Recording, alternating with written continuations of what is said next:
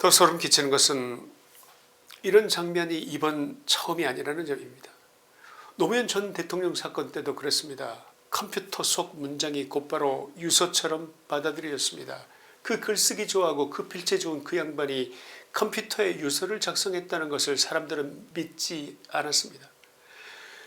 현대그룹 정명원 회장 사건도 마찬가지였습니다. 대한민국 대표 재벌 총수가 그 좁은 창문을 통해 몸을 던졌다는 설명, 그리고 남겨졌다는 몇 줄의 메모. 그때도 국민은 물었습니다. 정말 이게 전부인가? 평생 수조 원의 결정을 내리며 살아온 사람이 마지막 순간에 남긴 것이 메모 몇 줄뿐이라는 것이 그게 상식적으로 믿어지는 일인가? 오히려 의문 자체를 금지하는 사회가 오히려 더 위험하다고 보이지 않으십니까? 질문을 막는 사회, 의심을 죄악시하는 사회, 국민의 불안을 음모론으로 몰아가는 사회가, 그 사회가 더 위험해 보이지 않냐, 이 말씀을 묻는 것입니다.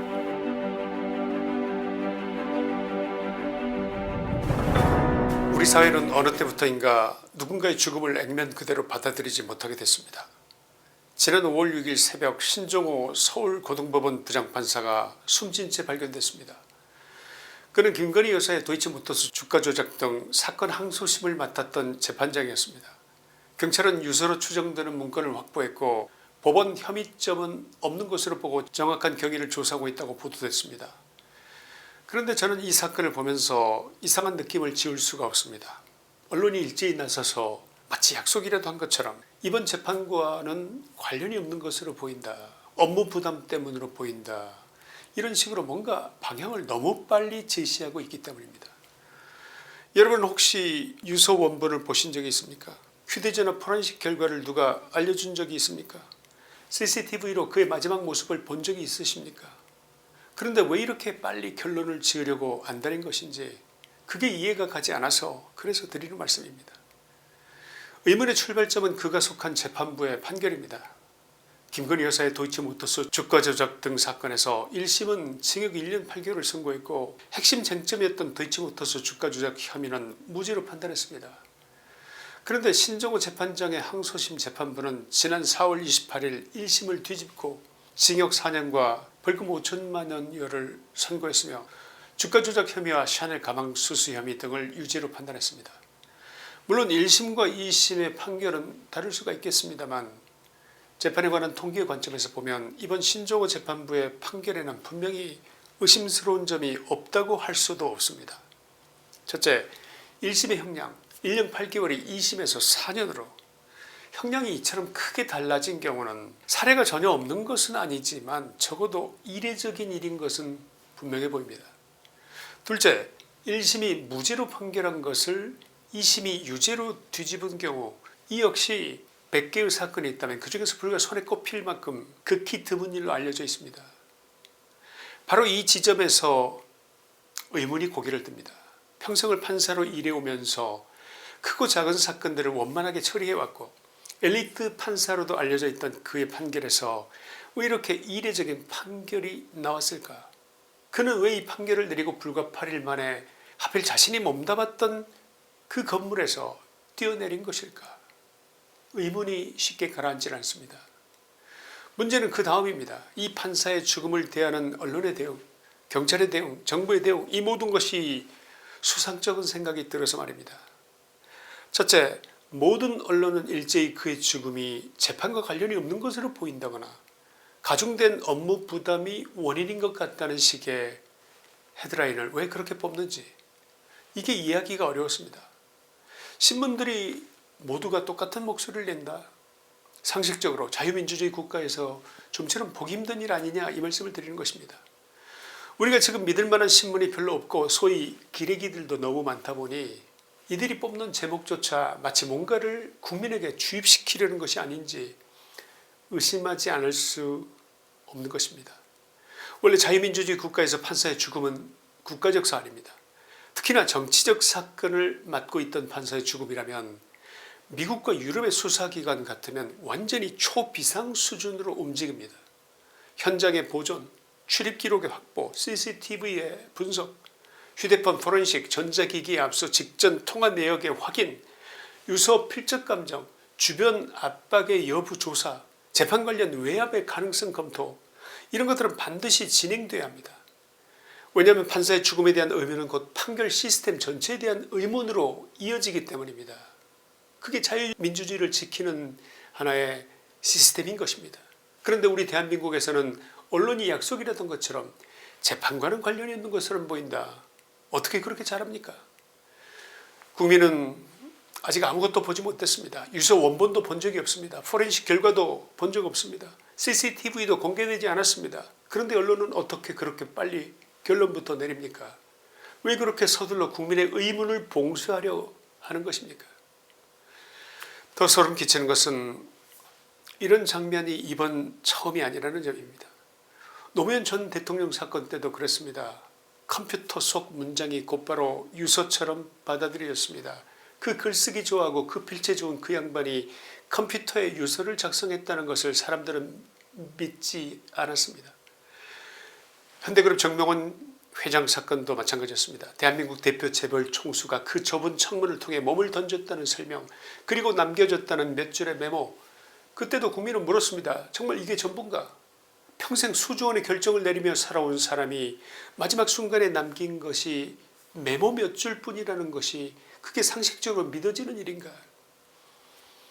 그러나 언제나 그 다음 순서는 비슷했습니다. 짧은 메모 하나, 그리고 언론의 집단적 방향 설정, 의혹을 제기하지 마라, 고인을 모독하지 마라, 정치적으로 이용하지 마라. 그러나 국민은 이제 알고 있습니다. 진실을 묻는 것과 고인을 모독하는 것은 전혀 별개의 문제라는 것을 말입니다. 오히려 의문 자체를 금지하는 사회가 오히려 더 위험하다고 보이지 않으십니까? 질문을 막는 사회, 의심을 죄악시하는 사회, 국민의 불안을 음모론으로 몰아가는 사회가, 그 사회가 더 위험해 보이지 않냐, 이 말씀을 묻는 것입니다. 둘째, 평생 기록과 문서와 논리로 살아온 고위 법관이 마지막 순간 남겼다는 것이 죄송하다, 먼저 떠난다, 이런 내용이 과연 어떤 의미를 갖는 것인지, 그 유서의 작성 경위와 내용, 필적과 형식, 발견 장소와 보존 상태, 이게 제대로 검증되고 있는 것인지 모든 것이 의문입니다. 유서가 있다는 사실만으로 모든 의문이 종결되는 것처럼 호도하고 있는 지금의 이 모양이 전혀 마음에 들지 않아서 말씀인 것입니다. 중요한 것은 유서의 존재가 아니라 그 유서가 어떤 방향에서, 어떤 상황에서, 어떤 심리 상태에서, 어떤 외부의 요인 없이 작성되었는지를 확인하는 일이라고 생각합니다. 셋째, 이 사건은 평범한 개인 사망 사건이 아닙니다. 정치적으로도 극도로 민감한 사건의 항소심 재판장이 사망한 사건입니다. 김건희 여사 사건의 항소심은 1심보다 훨씬 무거운 판단을 내렸고 1심에서 무죄를 본 도이치모터스 주가 조작 가담 부분을 2심은 유죄로 판단했습니다. 그렇다면 그 판결 전후의 압박, 업무 부담, 정치적 비난, 재판부 내부의 상황, 외부 접촉의 가능성은 최소한 원칙적으로 점검돼야 할 것입니다. 이것은 누군가를 범인으로 몰자는 얘기가 아닙니다. 사법 시스템을 보호하기 위해서 반드시 확인해야 할 기본 절차라는 그 말씀을 드리는 것입니다. 넷째, 이 사건은 이재명 정부 들어 추진된 이른바 사법개혁 3법의 흐름과 분리해서 보기 어렵습니다. 법 왜곡죄, 재판소원, 대법관을 26명으로 증언하는 법 등 이른바 사법개혁 3법은 2026년 3월 12일에 공표됐고 이 가운데 법 왜곡죄와 재판소원 제도는 즉시 시행됐습니다. 법 왜곡죄는 판사와 검사가 법을 왜곡했다는 이유로 최대 10년형의 형사처벌의 대상이 될 수 있다는 것입니다. 구조 자체가 사법부에 주는 심리적 압박이 결코 적지 않을 것입니다. 이제 자신의 판결이 법 왜곡이라는 정치적 공격과 동시에 10년형의 형사적 처벌이 대상이 될 수 있다고 생각하는 판사의 입장에 한번 대보십시오. 그의 머릿속에 무엇이 떠오르겠습니까? 법과 양심이겠습니까? 아니면 권력자의 얼굴일까요? 법 왜곡죄 고발 1호를 기록한 사람이 다름 아닌 대법원장 조희대라는 사실은 어떻게 해석해야겠습니까? 사법부는 지난 3월 12일부로 무너졌다. 사법부는 이제 권력의 시녀로 길들이기가 시작되었다. 이렇게 읽히지 않으십니까? 신정호 부장판사의 죽음은 한 사람의 비극을 넘어 사법부 전체에 던져진 권력자의 경고일 수 있어서 더 섬찟한 생각이 듭니다. 왜냐하면 그의 죽음은 한 사람의 죽음이 아니고 전체 판사 사회에 엄청난 심리적 충격을 줄 수 있기 때문입니다. 판사 입장에서는 이게 누군가가 시험 케이스로 공포 분위기를 조성한 것으로 받아들일 수도 있습니다. 일반 국민은 판사의 세계를 잘 모릅니다. 법원은 어떤 면에서 좁디 좁은 그런 세계입니다. 같은 건물에서 근무하고 같거나 유사한 사건을 검토하고 서로의 애환을 말없이 공유하면서 살아가는 그런 사람들의 세계입니다. 그런 세계에서 동료 판사가 그것도 정치적으로 민감한 사건을 판결한 직후 법원 총사에서 숨진 채 발견됐습니다. 이 충격이 판사들에게 어떤 의미로 다가갈 것으로 생각되십니까? 누가 이 사건을 가장 나 자신의 일로 받아들일 것 같든지 추측해 보십시오. 바로 판사들일 것입니다. 그들에게 이번 일은 남의 일이 아닙니다. 어제까지 같은 건물에서 일하던 동료가 엊그제까지 같은 법정에서 판결하던 사람이 정치적 폭풍 한가운데에서 사라졌습니다. 이것이 판사들에게 얼마나 큰 무언의 압박으로 다가올 수 있겠는지 상상해 가십니까? 여러분, 그래서 저는 이번 사건을 사법부를 권력의 발 아래 무릎 꿇리려는 그 흐름과 함께 봐야 한다고 생각하는데 여러분은 어떻게 생각하십니까? 동의하십니까? 대법관의 증언, 재판 소원, 법 왜곡죄, 판사 처벌의 논란, 조작 기소의 특검법, 결국 무산되어 버린 개헌 시도, 그리고 김건희 여사에 대한 파격적인 형량과 유죄 판결, 그리고 이 판결을 내린 판사의 죽음, 이 모든 것이 개별 사건인 듯 보이지만 선을 그어보면 하나의 결론, 하나의 그림이 나옵니다. 사법부의 독립성을 흔들고 판사를 압박하고 검찰을 무력화하고 권력이 법 위에 서려는 그런 그림 말입니다. 결론입니다. 성경에 공의가 물같이 정의가 마르지 않는 강같이 흐르게 할지어다 라는 말씀이 있습니다. 사법부는 정의의 강입니다. 그 강이 마르면 나라는 사막이 됩니다.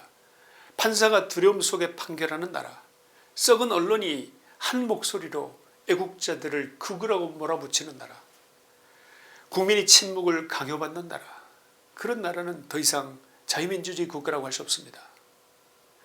되찾아야 합니다. 반드시 되돌려 놔야만 합니다. 좌파의 실체가 그렇다는 것을 많은 사람들이 알게 될 겁니다. 조만간 그들을 지지했던 자들마저 조만간 내가 내 발등을 찍었구나 이렇게 말할 날이 분명히 올 것입니다. 김주환의 시사이다였습니다.